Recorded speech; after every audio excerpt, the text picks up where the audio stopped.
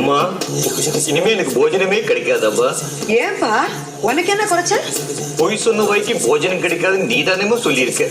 நீ சொல்ற பொய்யெல்லாம் சொன்னா டிஃபன் இல்ல, ஒரு வாய் காஃபி கூட கிடைக்காதேப்பா. என்னடா கிண்டலா?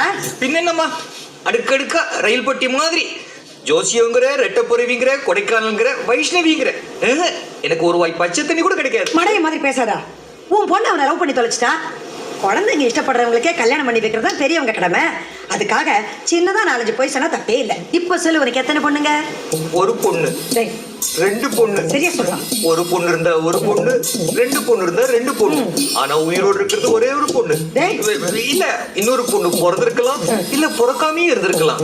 பிறந்து செத்துருக்கலாம், இல்ல பிறக்காமே செத்துருக்கலாம், இல்ல எனக்கு தெரியாமே பிறந்திருக்கலாம். அது வேற யாராவது எடுத்து வளர்த்திருக்கலாம். ஆக மொத்தம் எனக்கு ஒரு பொண்ணு, என் பொண்டாட்டிக்கு ஒரு பொண்ணு. கூட்டில 2 வருதேம்மா. Very good. டேய் நீ சரியா போய் சொல்லனால பரவாயில்ல. அவ கல்யாணம் முடியிற வரைக்கும் இப்படி ஏதாவது உளறிட்டு நான் எதையாவது சொல்லி சமாளிச்சுக்கிறேன். அம்மாடி நீ எப்படி? நான் போய் சொல்லுவேன். விரதம் இருக்கிற அன்னைக்கு மட்டும் போய் சொல்ல மாட்டேன். அது என்ன விரதம்? திங்கட்கிழமை சோமவார விரதம் சிவனுக்கு, அப்புறம் செவ்வாய்க்கிழமை வந்து முருகனுக்கு, வியாழக்கிழமை வந்து ரஜினிகாந்துக்கு, இல்ல ராகவேந்திர சுவாமிக்கு, வெள்ளிக்கிழமை துர்கைக்கு, சனிக்கிழமை வெங்கடாச்சலபதிக்கு, ஞாயிற்றுக்கிழமை மாங்காடு மாதாவுக்கு, புதன்கிழமை ஃப்ரீயா இருக்கு. புதன்கிழமை போய் சொல்லாத. ஆனா அன்னைக்கு அம்மாவாசை கிருத்திகை பௌர்ணமின்னு வந்துருச்சுன்னா கஷ்டம். எதுக்கடி இத்தனை விரதம் இருந்து தொலைக்கிற? எல்லாம் நீங்க நல்லா இருக்கணும். தீ முடிச்சிருவா, நீ திட்டுவியன்னு தான் பயப்பட. ஏன்டா உன் பொண்டாட்டி என் மேல இவ்வளவு அன்பு பொழியறா? ஆத்தா வேப்பில வாங்கிட்டு வாமா.